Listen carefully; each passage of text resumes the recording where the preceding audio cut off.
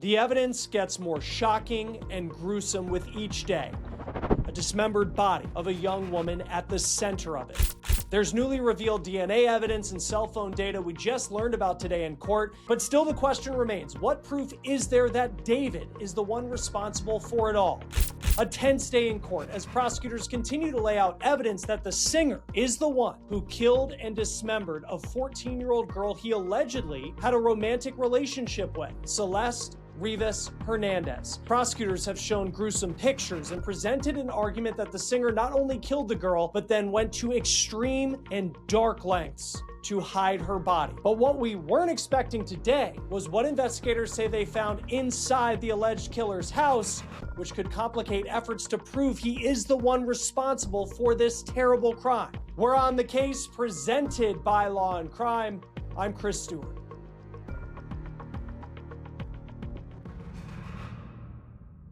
Look, as shocking as a case like this is, it is not a shock that there would be blood or presumed traces of blood at a crime scene. But what about fake blood? That is not something we were expecting, but it is one of the pieces of information we learned about today in David's preliminary hearing. Investigators say they found jugs of fake blood in the singer's garage. We'll talk a little bit about why the singer may have had that blood in his garage and how it could factor into this case as we move forward in just a moment with our reporter who is in the courtroom today. I want you to also take a look at some of the new sketches that we have in from artist Mona Edwards. David, today, once again, we're told looked emotionless. As prosecutors continue to lay out evidence they say proves that he killed Celeste as they try to move this case to the next step in the legal process. Joining us now, just stepping out of the courtroom, is Julia Deng, NBC LA reporter. Thanks for being here once again. I want to start with how things wrapped up at the end of today. And we heard from a deputy medical examiner. This is the person who did the autopsy on Celeste Rivas Hernandez. What stood out to you about what he had to say? That's right, Chris. We just broke for the day.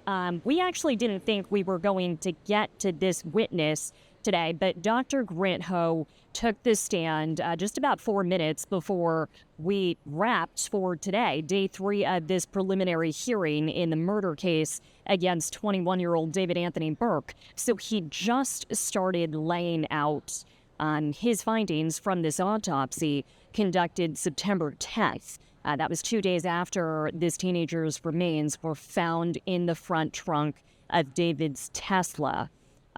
He's testifying about the state of decomposition.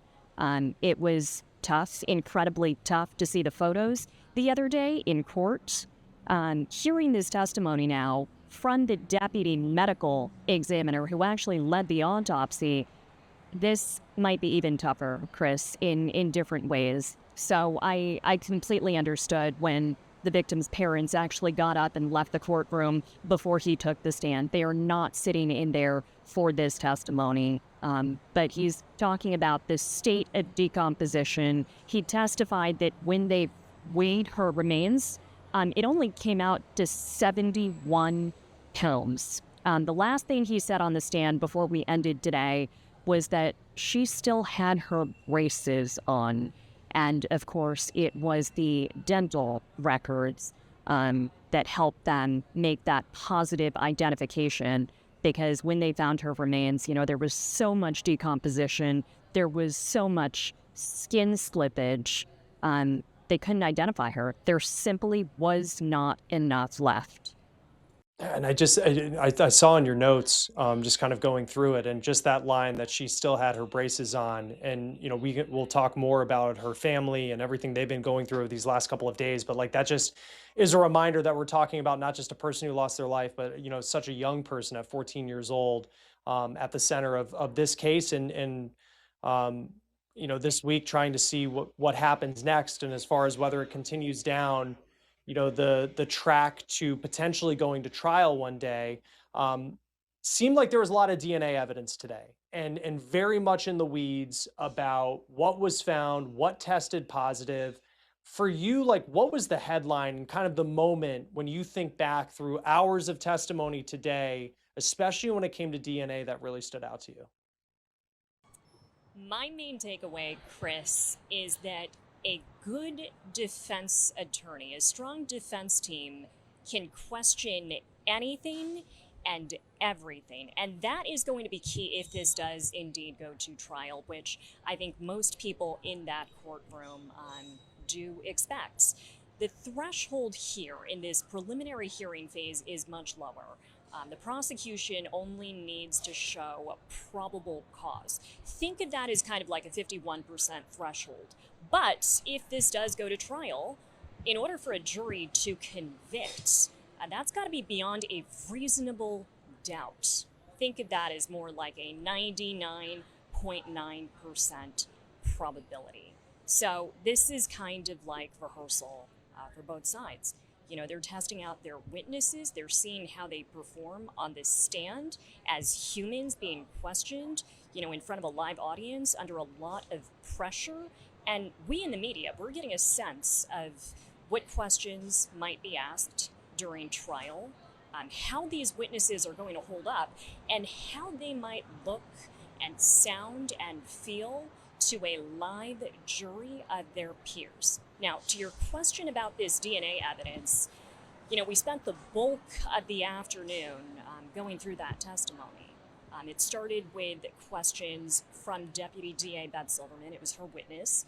Samantha Tosh, an LAPD criminalist, who's from the LAPD crime lab, who is responsible for testing, analyzing, and reporting on DNA samples.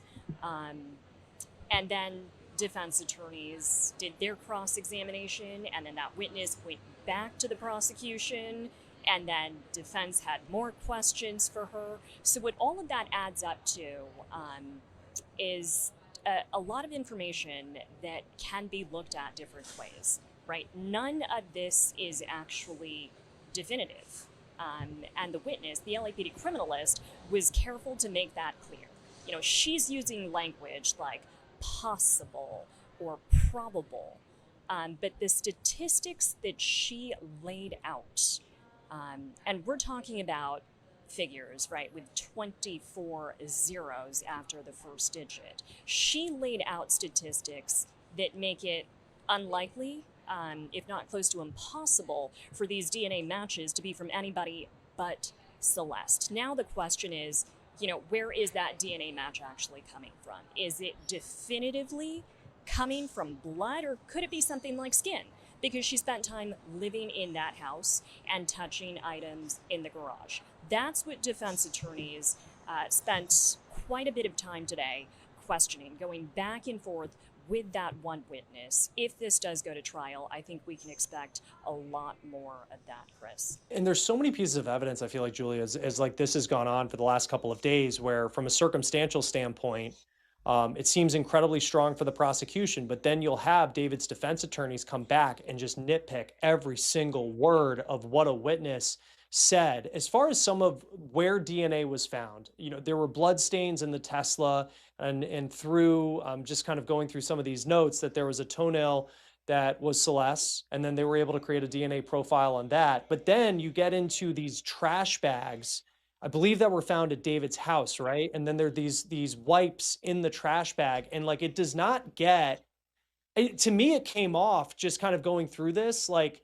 it's muddied and it's not clear who is handling what inside the house. And there's even some DNA on there that may be from other people. We don't know. Like, what did you make of kind of all of those different layers to what seems like a really complicated part of the story that the prosecution's trying to tell? When I first heard some of that DNA evidence from the LAPD witness when the prosecution was questioning her, I felt like it was incredibly compelling evidence.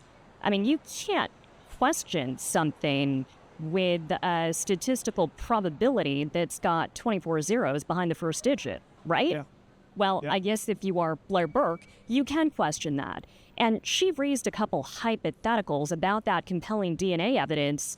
She actually laid out a scenario about tertiary transfer, right? She told the court, what if I shook my co-counsel's hand and then I touched the podium and then the judge put her notebook down on the podium, right? Could my co-counsel's DNA then end up being transferred to that notebook? And the witness answered that on the stand. Yes, that's a possibility. So gaps like that being created by the defense in just about everything the prosecution is laying out, that I think is going to be a recurring theme for the rest of this preliminary hearing, and certainly if it goes to trial. And any member of the jury listening to this, it's going to come down to what they believe, who they believe, and how much doubt the defense can cast on all of this. And we've seen with when someone is a really good defense attorney, they do a really good job of just taking that little bit of daylight and then making it a massive deal. And I thought another really interesting part of the day was the talk about the data from the Tesla and the cell phone.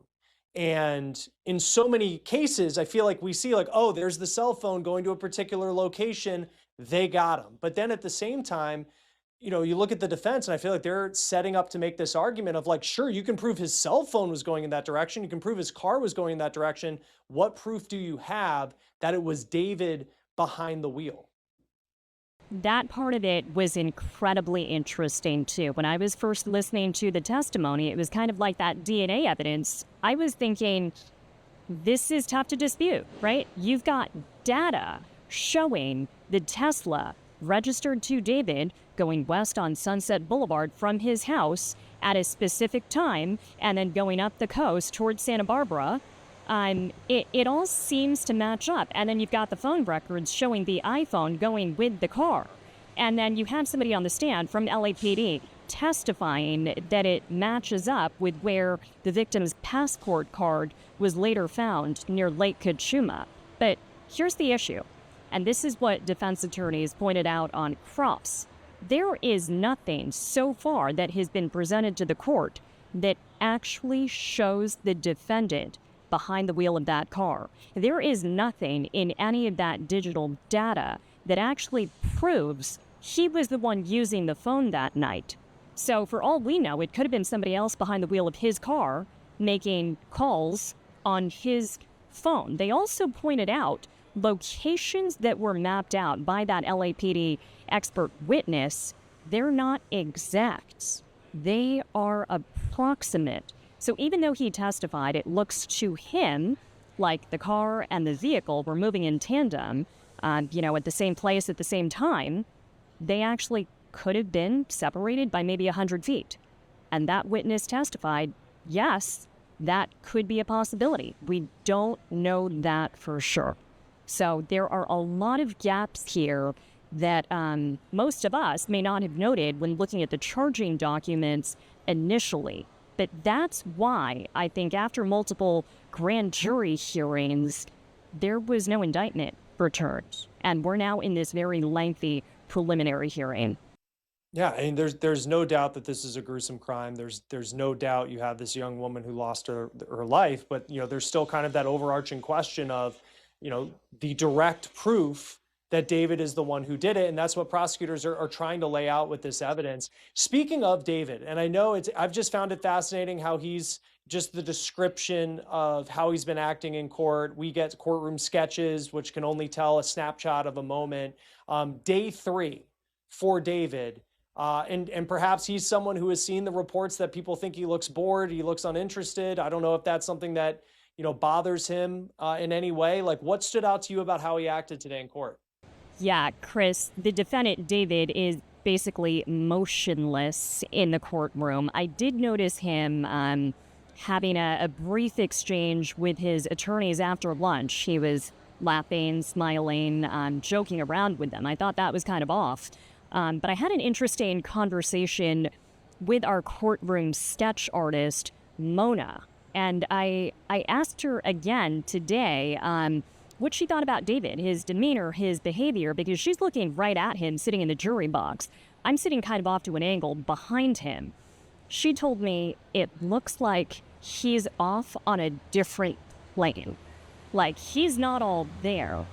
But I did notice him looking from attorney to witness during portions of testimony. He's staring intently at the overhead monitor when exhibits and crime scene photos and evidence photos are being shown to the court.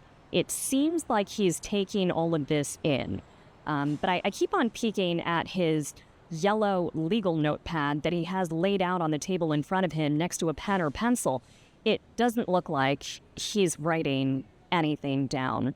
Meantime, next to him, his defense team, 2 lawyers, and I believe one of their associates, they are scribbling notes, putting Post-its on documents.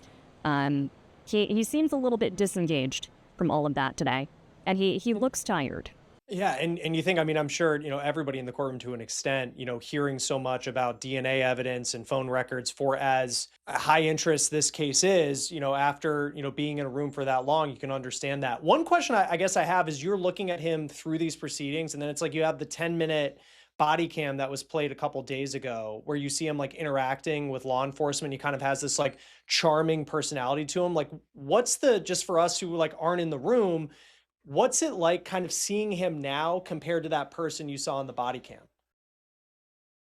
It's a totally different person. And obviously, the way that he is dressed and groomed is part of it. In that initial video, and that was from a body cam recording when LA County deputies went to his home in the Hollywood Hills looking for Celeste back when she was reported missing from Lake Elsinore in a different county, Riverside County. She is disarmingly charming. He's chilling at home. He's eating, I think, out of a bag of chips. He's got his hair wrapped up. He's casually telling them about alcohol in his fridge. He's fully cooperative. The defendant we see now is shackled still. His feet and his waist are chained, even though he has his handcuffs off now in the courtroom. He is unshaven. He does not look like he's sleeping well behind bars. His hair is grown out, and he's got that orange jumpsuit on. He's not wearing street clothing. So it looks like a different person, but I have observed this defendant enough to know that he's got that on-off switch. He can turn on the charm when he feels like it. I've noted his interactions with the judge and with his own legal team. He can be very charming. And the fact that he's really not emoting at all, when we're hearing about autopsy details, when we're hearing about the state of decomposition, when we're seeing photos of the victim's remains in cadaver bags found in his car, I got to parrot what Mona said, the courtroom sketch artist. He really is off on another plane. Yeah, and it was like when you had mentioned like him kind of smiling or chuckling in a moment today, I just like thought back to that body cam video and the description of it. And it's like, here's this person and just the dynamic in the room. Like Celeste, like though this relationship, she was underage, like they had this, like they were close for a long period of time. And it's like, there's still like no emotion as all these images are up on the screen. And it's just, that's something that's really interesting to watch going forward. An interesting moment today too, this fake jugs of fake blood found in David's house. What was that all about? So one of the LAPD criminalists who took the stand to testify, it came out during her testimony that during their search of David's garage, about a week after the car was found with the victim's remains in the front trunk, they found jugs of red liquid in his garage. So obviously they went ahead and they tested it, came back negative for blood. Turns out it was fake blood, and it was being used for music merchandise that was being created in his garage. When I heard that, I thought back to some of the background research that I did before these hearings started. I watched his music videos, I watched his interviews, I looked up concert photos, I looked up his biography, and I was struck at the time by music videos, a couple of David's hits actually, where he's wearing what looks like a white t-shirt stained with fake blood. So I'm wondering if that was in fact the merchandise that was being created in his garage. And I'm wondering too if that might set up a narrative for the defense to argue that certain suspicious items, right, like burn cages, chainsaws, fireproof mats, if that might have actually been there in his home for a music video or merchandise. I mean, it's a good point. I just think too, for the investigators, where it's like, this has become a very complicated case. And then as they're processing this scene, there's this giant jug of blood and you're like, what is this? And then that's just a whole other thing that you have to investigate and kind of follow through. Lastly, Julia, things today seemed a bit tense in the courtroom at times. Prosecutors, defense attorneys who were also in the room with Celeste's family. How would you characterize just kind of overall the mood and what you saw take place? This is lengthy. This is a dense case. There's a lot of complex information that needs to be sorted through. I don't want to spend too much time unpacking what others might call courtroom drama. I think it's very important, especially in a case where the stakes are so high, to respect the integrity of the court, of these proceedings. I will tell you, though, first thing this morning, the judge had stern words for members of the media covering this case, and a journalist was actually kicked out of the courtroom and excluded from covering today's proceedings because rules were violated. That reporter, and I think this is a sign of the judge's flexibility here, that reporter is welcome back tomorrow. But we're all being very careful. Attorneys, observers, members of the media, we are all being very careful to ensure that every rule is followed to a T and everything is done properly. No, understandably, and there's so much on the line in this case. No, we will be back in court tomorrow. I mean, is there any idea how long that this hearing could go for? We are definitely back in court tomorrow morning. I think we're going to start where we left off today with Dr. Grant Ho's testimony, the deputy medical examiner from LA County. I did hear Beth Silverman, the prosecutor, saying this could extend into Monday. So this started Tuesday. We went all day Tuesday, all day Wednesday, all day today. We are back tomorrow, and then it could extend into day 5. So we'll see who they called to the stand after Dr. Ho. We'll see how cross-examination goes. We'll see if there's redirect and then recross.